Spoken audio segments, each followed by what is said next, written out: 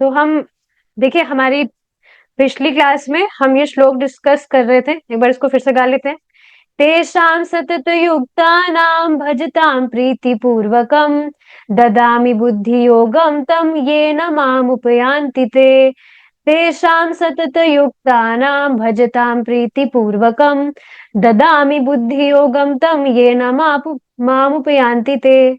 जो लोग निरंतर मेरी भक्ति करते हैं और प्रेम पूर्वक मेरी आराधना करते हैं, इसमें प्रेम पूर्वक शब्द बहुत ज्यादा महत्वपूर्ण है, जिस पर हमने कल चर्चा की थी।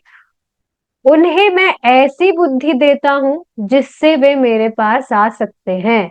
भगवत गीता 10.10। तो इसमें देखिए, हमारा डिस्कशन चल रहा था कि प्रीति पूर्वक का अर्थ है कि व्यक्ति भगवान की सेवा प्रेम से करे। प्रेम अगर शुरू में नहीं है तो ड्यूटी ड्यूटी पूर्वक करे। बाद में हमारा डिस्कशन चल रहा था आदान प्रदान के बीच में, कि 6 प्रकार के आदान प्रदान व्यक्ति भगवान से करता है, तो वह भी प्रीति का ही सूचक है। और देखिए, कई बार हो क्या सकता है, भक्त भगवान की सेवा प्रीति पूर्वक ही कर रहा है, लेकिन वह खुद डाउट में रहता है। वो हमेशा यही सोचता है कि मेरा तो भगवान से कुछ प्रेम ही नहीं है। पर ये 6 प्रकार का आदान प्रदान जो व्यक्ति किसी से भी करता है, तो वहां प्रेम है, तभी वह करता है।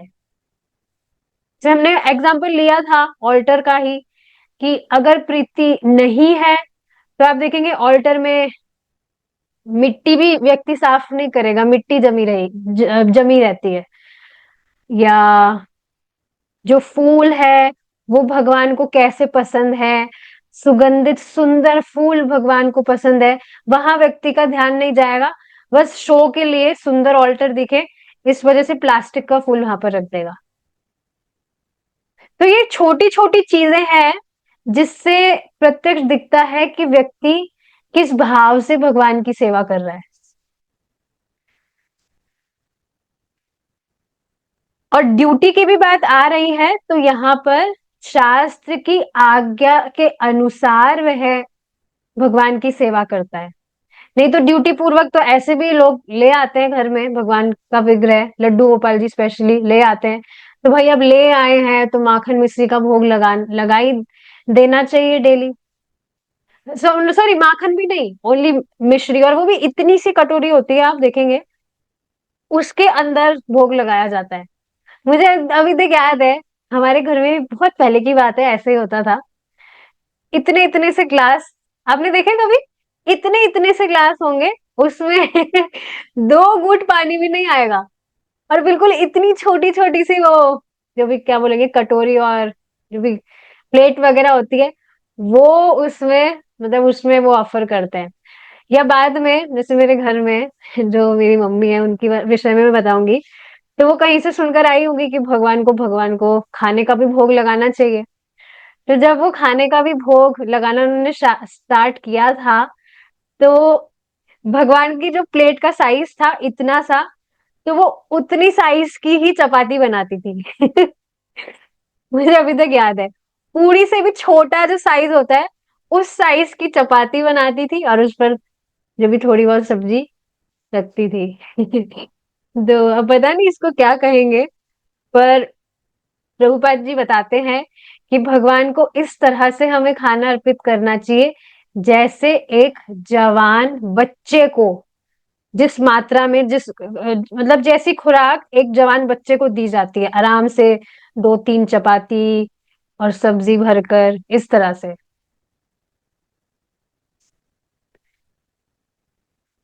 तो ये सारी चीजें, और आप ये देख रहे हैं, बहुत ही अमेजिंग चीज है, क्या ये आदान प्रदान सिर्फ भगवान से ही किया होना चाहिए? जी नहीं, वैष्णवों से भी ये आदान प्रदान होना चाहिए। इनफैक्ट ये जो आदान प्रदान है, ये वैष्णवों के विषय में ही बताया गया है, नेक्टर ऑफ इंस्ट्रक्शन में, उपदेशामृत में। पर ये बहुत ही सुंदर बात है। जैसे एक व्यक्ति थे, मैंने ये क्वेश्चन किया था प्रभु जी से एक व्यक्ति, कुछ उनसे बात हो रही थी, तो वो मतलब अपनी बता रहे थे हिस्ट्री, हिस्ट्री मतलब उनकी शुरुआत, वो कैसे भक्ति में आए थे वो बता रहे थे। तो बाद में उन्होंने एक बात कही कि मुझे भगवान से ज्यादा भक्त अच्छे लगते हैं। तो मुझे सुनने में थोड़ा अजीब सा लगा था ये, भगवान से ज्यादा भक्त अच्छे लगते हैं। अब देखिए इस तरह से उन्होंने बोला तो इसमें मतलब दिख रहा है कि मतलब भगवान में इतनी रुचि नहीं है, पर ऐसा नहीं है। भगवान के भक्तों से प्रेम है तो वह दर्शाता है कि भगवान से ही प्रेम है, क्योंकि भक्तों से प्रेम है तो भक्तों से क्या बातें होगी, भक्तों से भगवान के विषय में ही तो बात होगी। तो ये बिल्कुल सिंपल सी बात है, भक्तों से प्रेम है यानी भगवान से प्रेम है। भक्तों से द्वेष है तो फिर भगवान से भी द्वेष है।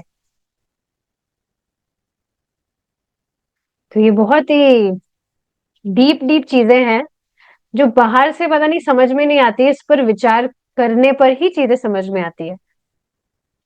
और एक और चीज इसमें क्या है कि जब कहा जा रहा है कि भगवान से प्रीति, तो भगवान से प्रीति का अर्थ भगवान से रिलेटेड जो सारी वस्तुएं हैं उससे भी प्रीति, इसको कहते हैं तदीय वस्तु।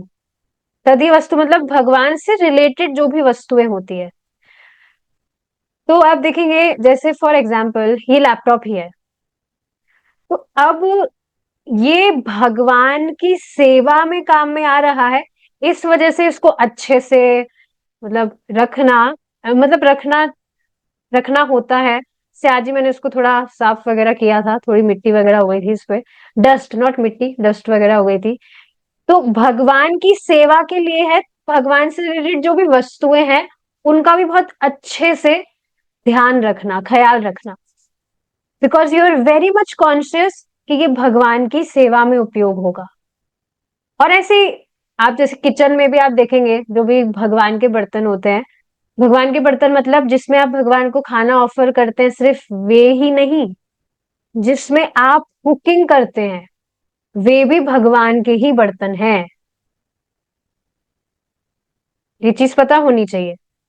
इस वजह से उनको हम जिसमें खाना खाते हैं उसके साथ में मिक्स नहीं करते हैं, क्योंकि वे भगवान के बर्तन हैं।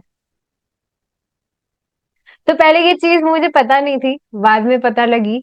तो मैंने क्या किया, एक मतलब एक बड़ा सा एक, क्या बोलते हैं उसको, टब नहीं बोलेंगे पर होता है कुछ स्टील का बड़ा सा, तो वो मैंने रखा।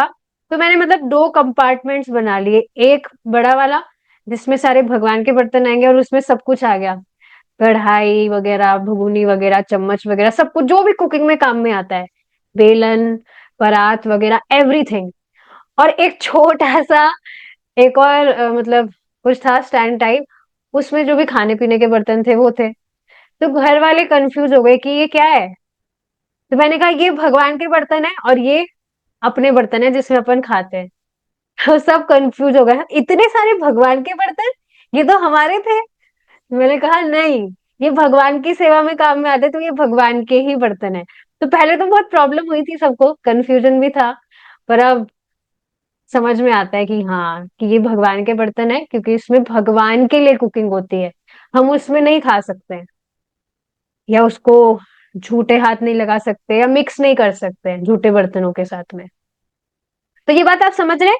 भगवान के साथ साथ भगवान से रिलेटेड जितनी भी वस्तुएं हैं या व्यक्ति कह लीजिए जो भक्त हैं, उनसे भी प्रीति होना।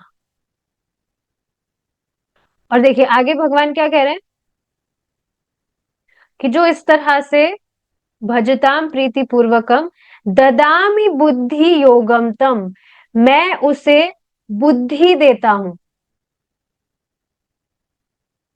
जिसके द्वारा येन माम उपयांति थे, जिसके द्वारा वे मेरे पास आ जाते हैं। तो आप ये चीज देख रहे हैं कि व्यक्ति को बाहर कुछ बाहरी एक्सटर्नल क्वालिफिकेशंस उसकी है या नहीं, ये जरूरी नहीं है। जैसे एक व्यक्ति से 2 दिन पहले मेरी बात हुई, तो बता रहे थे कि मतलब वो भगवत गीता का एसेंस मुझसे पूछ रहे थे। किसी और धर्म को मानते हैं, सिख वगैरह कुछ। तो भगवत गीता का एसेंस मुझसे पूछ रहे थे, तो मैंने उनको बता दिया। व्हाट इज दैट, भगवान जिसमें कहते हैं कि मतलब तुम मेरी शरण में आओ, मुझे प्रणाम करो। क्या था वो? मम्मी, नहीं नहीं, बिल्कुल स्लिप हो गया। मुझे बताइए, आपको किसी को याद होगा?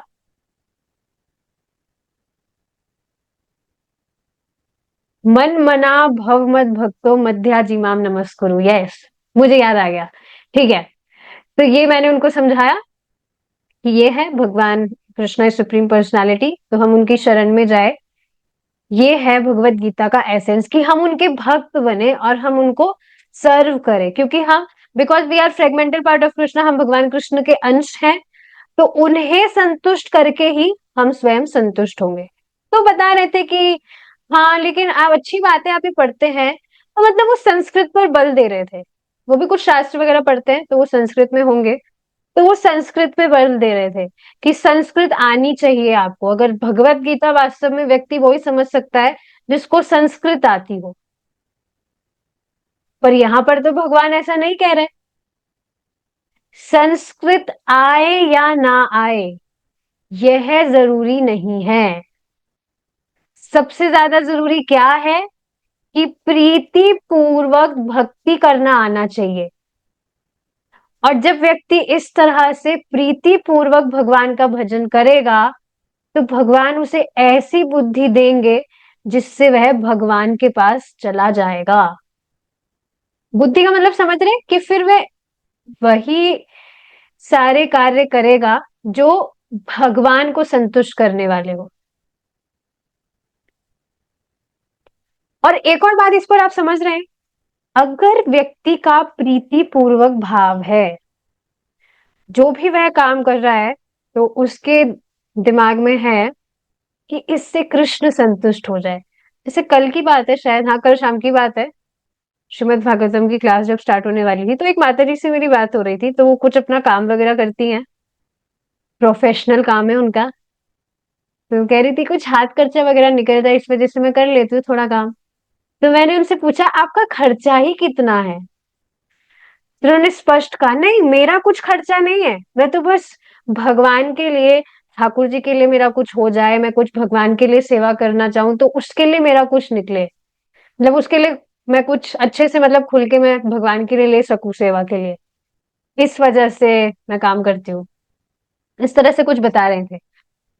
तो ये आप देख रहे हैं कि ऑलरेडी ही व्यक्ति जो भी काम कर रहा है, तो उसका प्रीति पूर्वक भाव है कि भगवान उससे संतुष्ट हो। और अगर ऐसा ऑलरेडी भाव उसका है, तो भगवान पर उसकी कृपा ऑलरेडी है।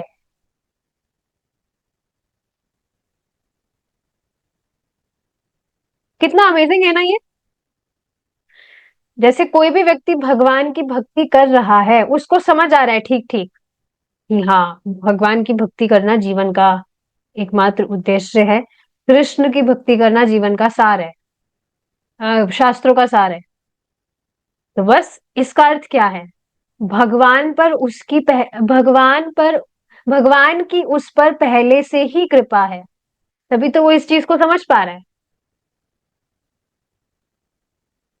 बहुत इंटरेस्टिंग श्लोक है कि बाहरी क्वालिफिकेशन की जरूरत नहीं है, बस एक एक क्वालिफिकेशन होनी चाहिए कि भगवान का प्रीति पूर्वक वह भजन करे। कृष्ण हमारे भीतर है, किंतु हमारी भौतिक बद्ध अवस्था के कारण हम इसका अनुभव नहीं कर पाते।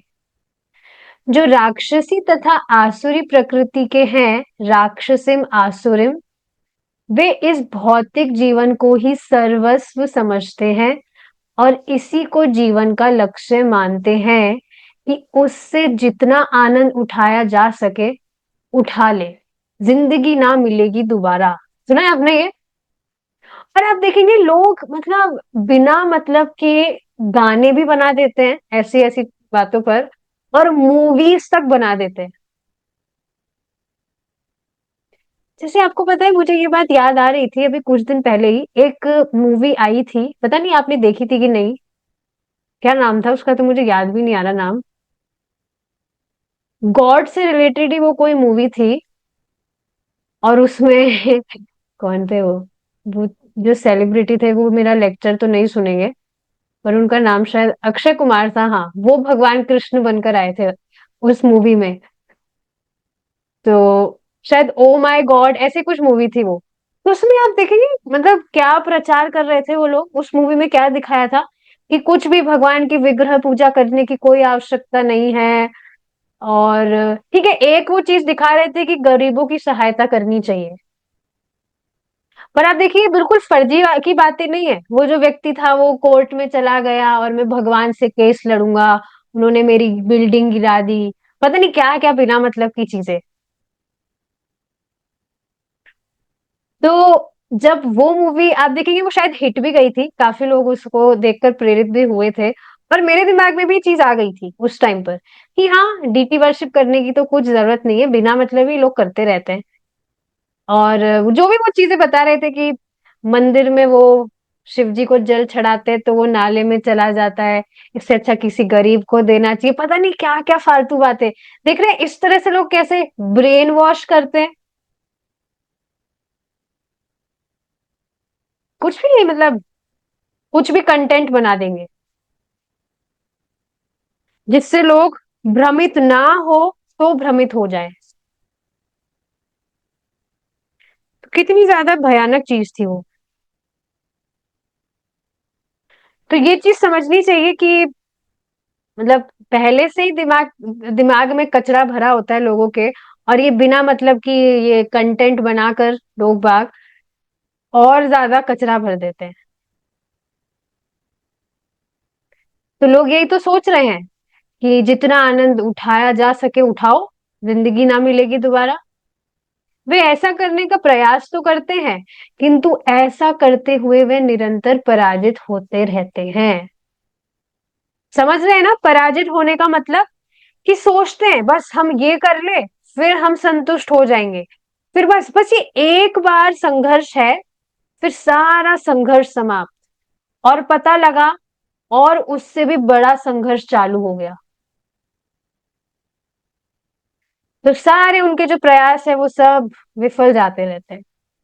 भौतिक प्रकृति का विदोहन करना वास्तविक आनंद पाने की प्रक्रिया नहीं है। तो देखिए, ये बहुत ही इंपॉर्टेंट चीज है समझने वाली कि भगवान ने इस जगत की सृष्टि ही इसलिए की है ताकि जो जीव है वो भोग भोगे, और भोग भोगते भोगते एकदम उससे मतलब उब जाए कि अरे ये क्या एक ही एक चीज हम करते हैं कुछ भी, लेकिन मतलब थकान सी हो जाए बस।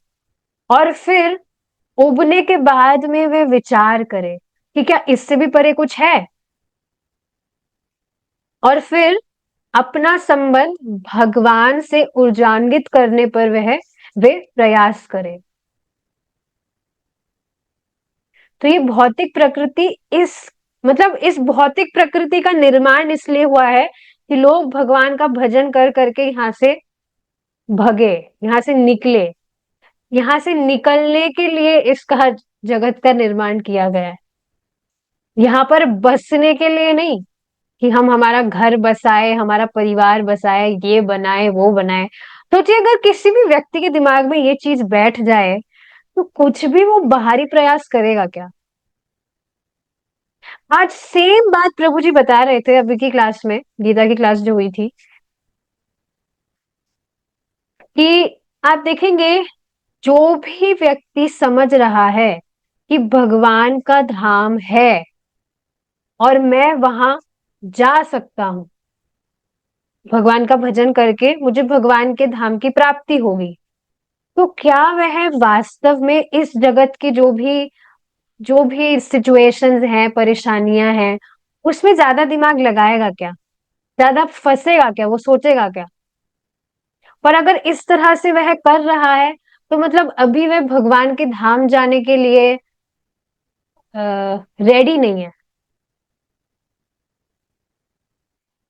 ये तो समझना चाहिए ना। इसको एक और एग्जांपल से कैसे समझाया था प्रभु जी ने? जैसे आप सोचिए, आपको किसी महत्वपूर्ण कार्य के लिए कहीं जाना हो,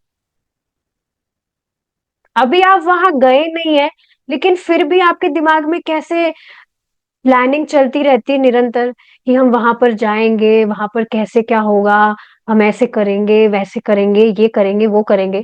प्लानिंग चलती है कि नहीं? देखिए, प्रैक्टिकल बात है एकदम, इसमें कुछ भी मतलब छुपाने वाली तो कोई बात ही नहीं है। ऐसा होता ही है। जिस भी मीटिंग को या किसी व्यक्ति को हम बहुत महत्वपूर्ण समझते हैं, तो जब उससे मिलना होता है या कहीं हमें जाना होता है, तो हम वहां गए नहीं है, लेकिन एक एक्साइटमेंट रहती है कि वहां पर हम जाएंगे, कितना अच्छा लगेगा, ये होगा, वो होगा।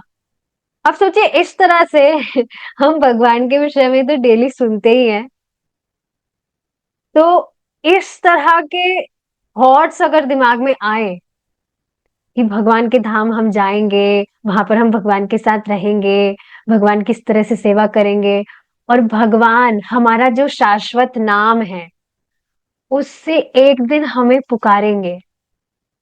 अभी तो यहाँ पर हमारे जो भी नाम है वो तो हमारे वास्तविक नाम नहीं है, पर हमारा एक शाश्वत नाम है। जैसे अर्जुन के विषय में बता रहे थे, जो आज का श्लोक था, तो उसमें कौन्तेया मतलब भगवान की बुआ जी के बेटे है अर्जुन। तो कौन्तेया अर्जुन का शाश्वत नाम है, जिससे भगवान उनको पुकार रहे हैं। तो उसी तरह से भगवान हमें भी एक दिन हमारे शाश्वत नाम से पुकारेंगे। जब इस तरह से प्रभु जी कह रहे थे, तो मैं बस वो दिमाग में इमेजिन कर रही थी। आप भी इमेजिन करिए, इतना सुंदर है, भगवान हमें एक दिन इस तरह से पुकारेंगे। इस तरह से देखिए, इस तरह से हमें एब्जॉर्ब रहना चाहिए बस भगवान की चर्चाओं में।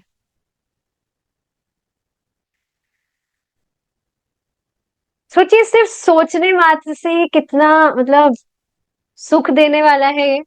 और जब हम वास्तव में भगवान के धाम लौट जाएंगे, भगवान हमें इस तरह से पुकारेंगे, मतलब कितना अमेजिंग है।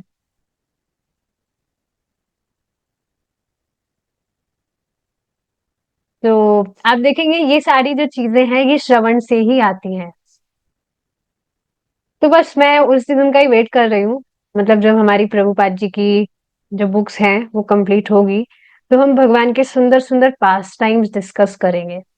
उसमें मतलब इतने रसमय है भगवान के पास टाइम्स। पर आप उसका टेस्ट अभी भी ले सकते हैं, परम पूज्य राधा गोविंद महाराज की जो कथाएं हैं, आप उसको सुन सकते हैं।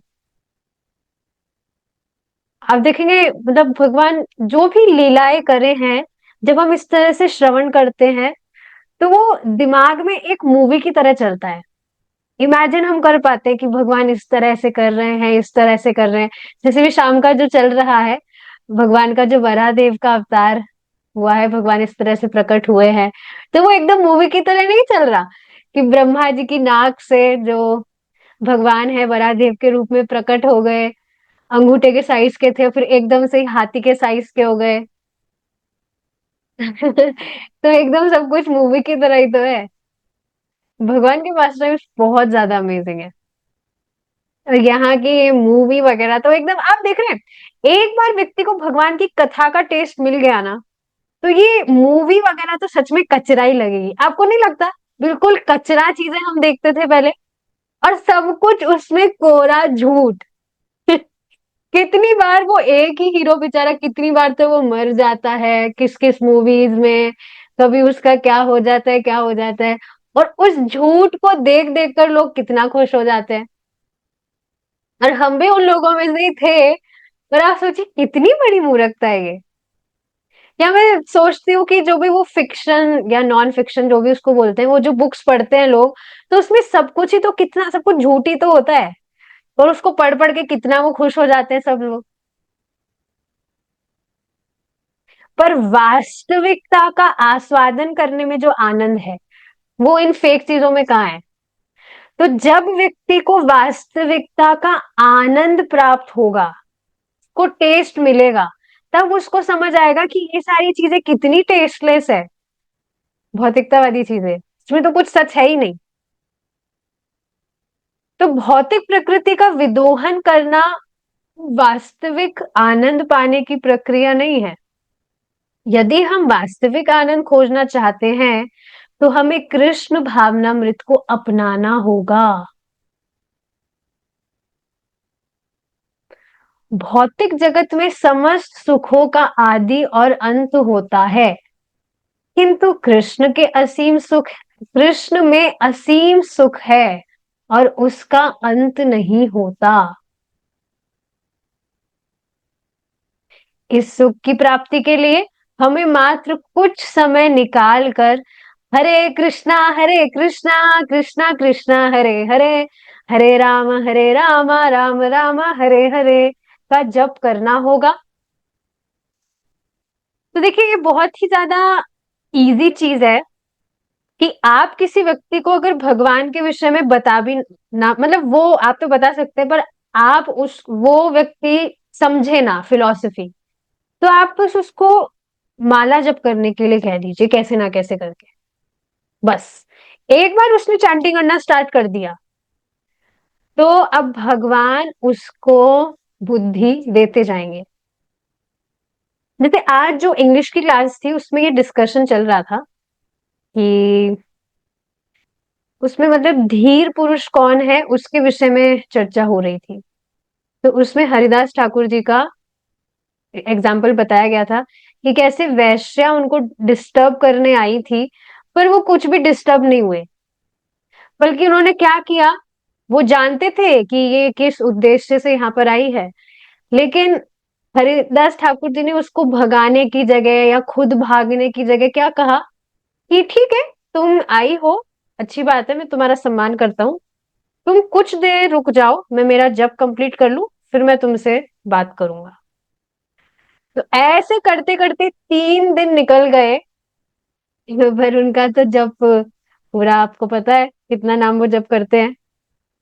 तो बाद में क्या हुआ, वो जो वैश्या थी वो, उसका चित्त परिवर्तित हो गया और बाद में वो हरिदास ठाकुर जी के चरणों पर गिर पड़ी, माफी मांगने लगी कि मुझे इस तरह से माफ कर दीजिए, मैं आपको इस तरह से भ्रमित करने आई थी। तो हरिदास ठाकुर जी क्या कहने लगे कि हाँ, मैं तो ये पहले से ही जानता था कि तुम क्यों आई हो, पर मैंने फिर भी तुम्हें बार बार यहाँ बुलाया ताकि तुम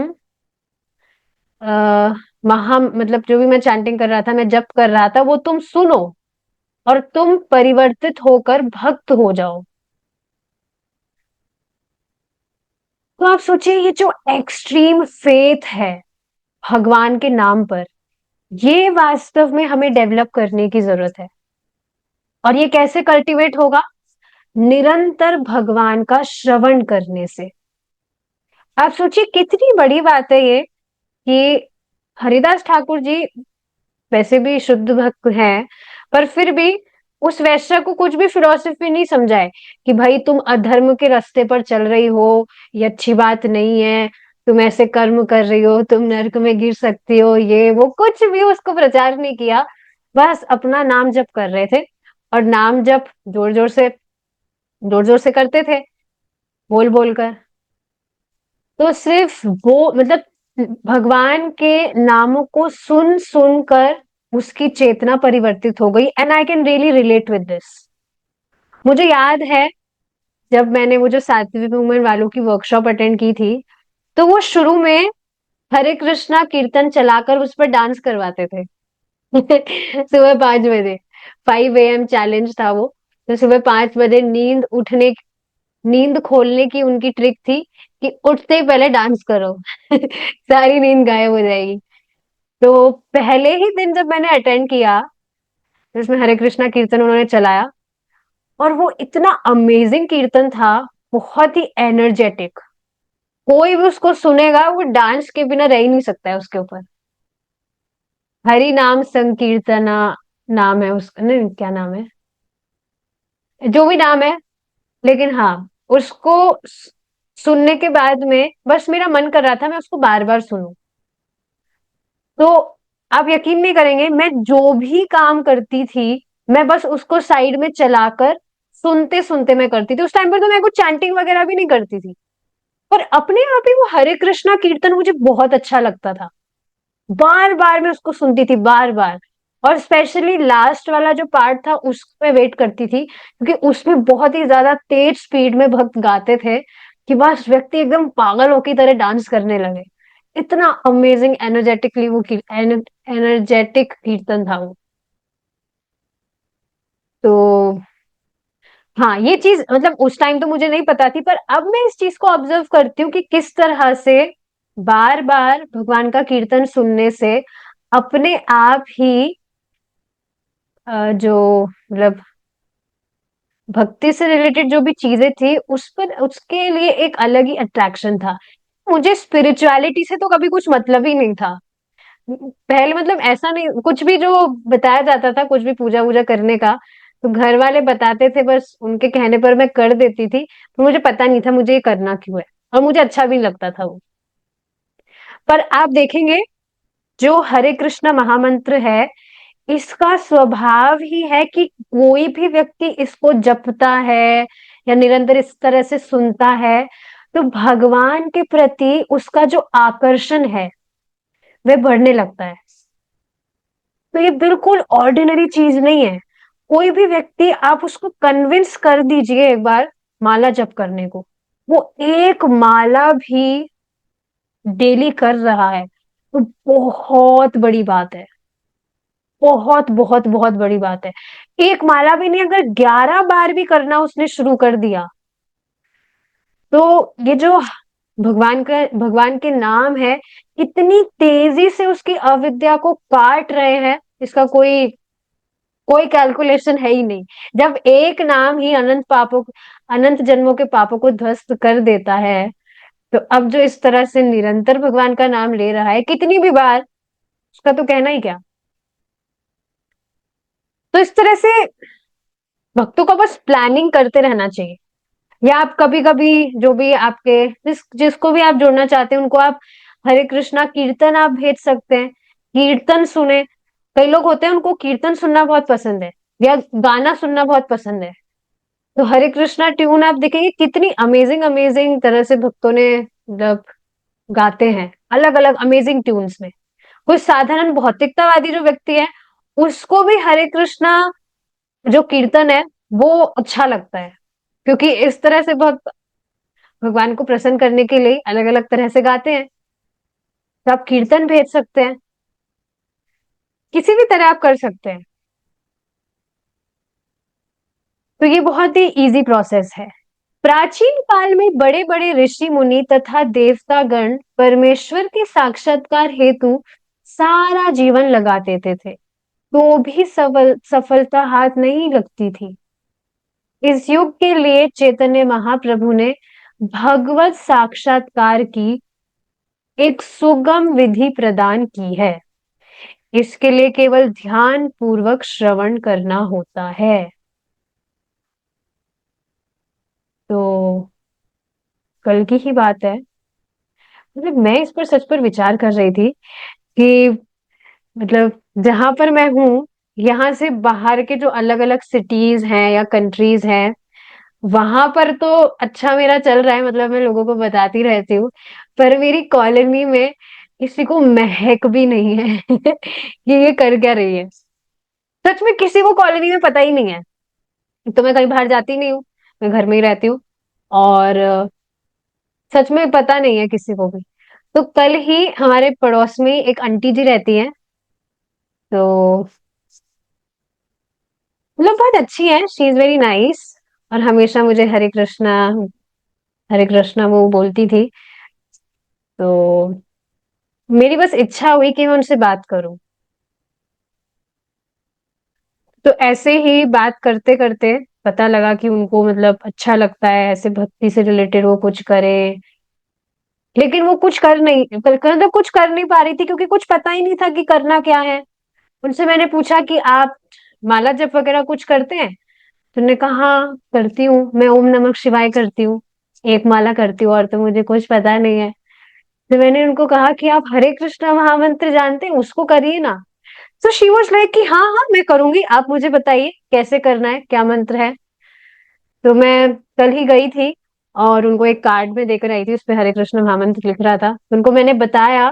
और मतलब शी वॉज वेरी ओबीडियंट।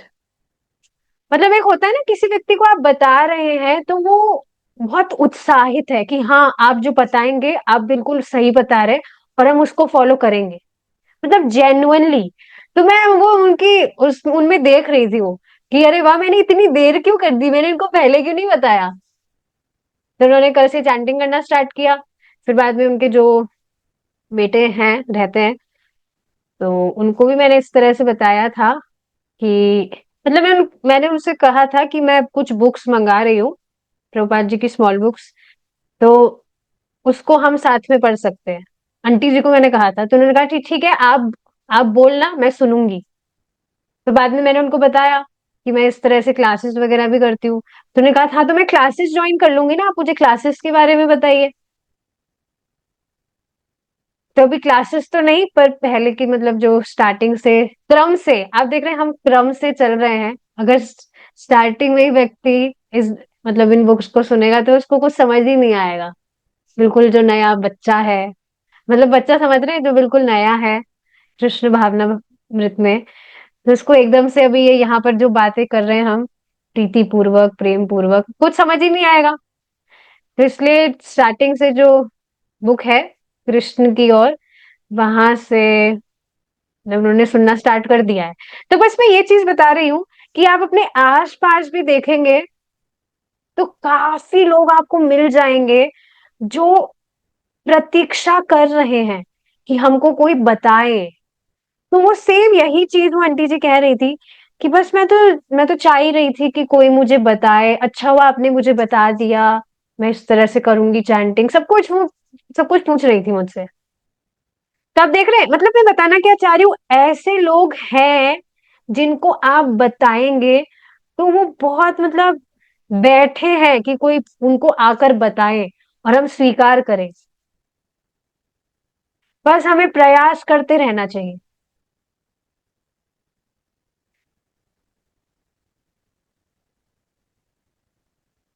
हमेशा आप बस, अगर आप देखिए सच में प्रचार करना चाहते हैं, तो you should always pray from Mahaprabhu. Mahaprabhu को वास्तव में प्रचारक चाहिए। मतलब ऐसा नहीं कि भगवान भगवान के पास में कोई है नहीं। प्रचारक मतलब कि भगवान का ये जो आंदोलन है, इसमें ये तो चलेगा ही। भगवान ने मतलब भगवान के आयोजन से सब कुछ चलेगा ही, प्रचार होगा ही। जिस तरह से प्रभुपाद जी के द्वारा पूरे विश्व भर में प्रचार हुआ। अब हमारा मतलब ये हमारा भाग्य होगा कि हम भी हमारा हाथ इसमें लगाएं। प्रचार तो भगवान कराएंगे ही, किसी ना किसी को लगाएंगे ही। तो अब हम भी इसमें अगर हमारा हाथ जोड़े, तो this this will be our good fortune. और ये बार बार याद रखने की जरूरत है कि जब हम दूसरों की सहायता कर रहे हैं, तो वास्तव में हम हमारी हमारी भी सहायता कर रहे हैं। हम खुद बचेंगे डिस्ट्रैक्ट होने से, क्योंकि दूसरों को हम बता रहे हैं तो भाई हमको भी आचरण करना होगा ना। बिना आचरण करे कैसे हम दूसरों को इंस्पायर कर सकते हैं। तो ये सारी इंपॉर्टेंट बातें हैं। तो इसके लिए केवल ध्यान पूर्वक श्रवण करना होता है। हमें भगवत गीता को सुनना होगा, कृष्ण के नामों का जप करना होगा और उनका ध्यान से श्रवण करना होगा। हमें ना तो अपने ज्ञान पर मिथ्या गर्व करना चाहिए, ना ही अपने को बहुत विद्वान समझना चाहिए। हमें कृष्ण के संदेश को सुनने के लिए कुछ विनम्र तथा आत्मसमर्पणशील होने की आवश्यकता है। इसी पर देखिए बहुत ही इंपॉर्टेंट बात है जो समझने वाली है। जैसे अभी के श्लोक में भगवान बता रहे हैं कि इस तरह की बुद्धि देंगे जिससे व्यक्ति मेरे पास आएगा। और ये बुद्धि प्राप्त कैसे होगी? प्रामाणिक गुरु का आश्रय लेकर। देखिए, जब हम प्रामाणिक गुरु और भक्तों का आश्रय लेते हैं, तब वास्तव में समझ आता है कि भगवान का भजन करना कैसे चाहिए। Do you agree? जैसे एक माता जी मुझे बता रहे थे कि भगवान की जो भक्ति है वो तो शुरू से ही कर रहे हैं। माता जी मुझे आप चैट पर बताइएगा कि आप शुरू से आप भक्ति कर रहे थे, लेकिन क्या अभी जिस तरह से आप भक्ति कर रहे हैं शास्त्र के अनुसार, क्या पहले भी उस तरह से कर पा रहे थे? बिल्कुल सिंपल सा आंसर है नहीं, क्योंकि पता ही नहीं था। शास्त्र कभी कोई व्यक्ति सुना ही नहीं, तो उसको पता कैसे चलेगा कि ये सारी चीजें भी है जो फॉलो करनी होती है। तो वास्तव में जब इस तरह से प्रामाणिक गुरु भक्तों का आश्रय व्यक्ति लेता है, तब उसे समझ आता है कि भगवान का भजन करना कैसे चाहिए। और जब इस तरह से व्यक्ति करता है, यहाँ पर देखिए शब्द यूज किया गया है, आत्म समर्पणशील और विनम्र भाव से जब वो इस तरह से भगवान का भजन करता है कि जो भी गुरु महाराज बता रहे हैं, भक्त बता रहे हैं, वो मेरे हित के लिए है। और देखिए ये कोई ब्लाइंडली इसको फॉलो करने की बात नहीं हो रही है। You can use your conscience, अपना डिस्क्रिमिनेटिव पावर आप यूज कर सकते हैं कि हाँ सच में क्या ये मेरे हित के लिए बता रहे हैं, और आपको दिखेगा कि हाँ बिल्कुल हित की बात ही है। तो इस तरह से जब व्यक्ति विनम्र भाव से और आत्मसमर्पणशील होकर भगवान की भक्ति करता है, सारे नियमों को पालन करके, तो भगवान बुद्धि देते हैं, और बुद्धि देते हैं, और जितनी आज्ञा का पालन करता है उतना और बुद्धि देते हैं। और आप ये भी देख रहे हैं, अगर अनजाने में कभी कुछ गलती भी हो जाए तो गाइडेंस भी दिलवाते हैं। जैसे अभी परसों क्लास में जो डिस्कशन चल रहा था, तो मुझे समझ तो आ रहा था मुझसे कुछ गलती हो रही है, तो फिर कल ही मुझे गाइडेंस दिलवा दिया भगवान ने। थोड़ा डांट भी पड़ी थी, पर गाइडेंस दिया भगवान ने। तो ये चीज है, भगवान बुद्धि देते हैं। लेकिन आप इसमें देख रहे हैं प्रीति पूर्वक का, देखिए बहुत इंपॉर्टेंट चीज है। जैसे प्रभु जी बता रहे थे कि अगर किसी व्यक्ति को कोई आश्रम ज्वाइन करना चाहता है, और उस व्यक्ति को कहा जाए कि देखो मंगला आरती प्रोग्राम के लिए आना पड़ेगा, तभी आश्रम में रहने दिया जाएगा, तब क्या वो प्रीति पूर्वक होगा? तब वो बाध्य होकर नियम पालन करेगा। प्रीति तो नहीं हो पाएगी, पर हाँ सुकृत कुछ उसका बन जाएगा। जैसे मैंने अभी बीच में भगवान को प्रणाम करने की महिमा सुनी थी कि कैसे भी व्यक्ति भगवान को प्रणाम कर रहा है तो बस उसका कल्याण होगा ही। तो मैं मेरे घर पर, मेरा जो भाई है थोड़ा नालायक है वो, पर मतलब मेरा कहना भी मान लेता है, उसको मैं बताती हूँ तो कभी कभी भक्ति से रिलेटेड मैंने उसको कहा था कि डेली प्रणाम करना है, तो मैं देख रही थी उसको, मैं जब कहती थी तो वो करता था, अपने मन से नहीं कर रहा था। तो मैंने भी महीने भर तक उसको कहा होगा कम से कम, तो कभी कभी मुझे दिखता भी नहीं था, कभी कभी दिखता भी था, कभी कभी मैं भी भूल जाती थी। तो इस तरह से आप देख रहे कर तो रहा है, जो भी व्यक्ति है कर्तव्य बुद्धि से, मतलब कर्तव्य बुद्धि इसको कहेंगे भी नहीं कि हाँ भाई सामने कह रहे हैं तो इसलिए कर रहे हैं, पर प्रीति पूर्वक नहीं कर पा रहा है। तो ये बात आप समझ रहे हैं? कितना डीप पॉइंट है ये। प्रीति के लिए किसी किसी को बाध्य नहीं कर सकते हम कि तुम प्रीति पूर्वक करो। कैन यू फोर्स समवन कि आप प्रेम से करो इस तरह से? Love can't be force. जैसे सुमन माता जी, मैं आपसे पूछूं कि मैं आपको कितने पैसे दूं, मैं आपको कितने पैसे दूं ताकि आप मुझसे कहें कि आप मुझसे, मतलब ताकि आप मुझसे प्रेम करें? कितने पैसे चाहिए आपको बताइए ताकि आप मुझसे प्रेम करें? तो ऐसा तो नहीं होता है। पैसे देकर ही अगर भगवान को प्रेम खरीदना होता तो भगवान इतना ही खरीद लिए होते, और बहुत पहले ही खरीद लिए होते। सारे पैसे तो उनके पास ही है। पर पैसे देकर प्रेम नहीं खरीदा जा सकता।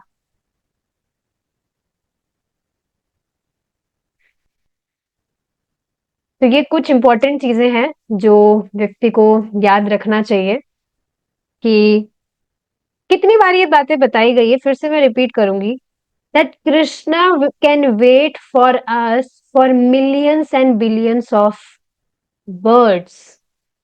भगवान लाखों लाखों करोड़ों करोड़ों जन्मों तक और वेट कर लेंगे, लेकिन कभी भी अपना प्रेम हम पर थोपेंगे नहीं, या हमें बाध्य नहीं करेंगे कि हम उनसे प्रेम करें। वे वेट करेंगे कि ये जो है अपने आप इच्छा करे, प्रीति पूर्वक मेरा भजन करे। But Krishna will never force. ऐसा नहीं कि भगवान कर नहीं सकते, पर भगवान करेंगे नहीं। भगवान तो सब कुछ कर सकते हैं, भगवान के लिए तो कुछ भी इम्पॉसिबल नहीं है, पर भगवान ऐसा करेंगे नहीं।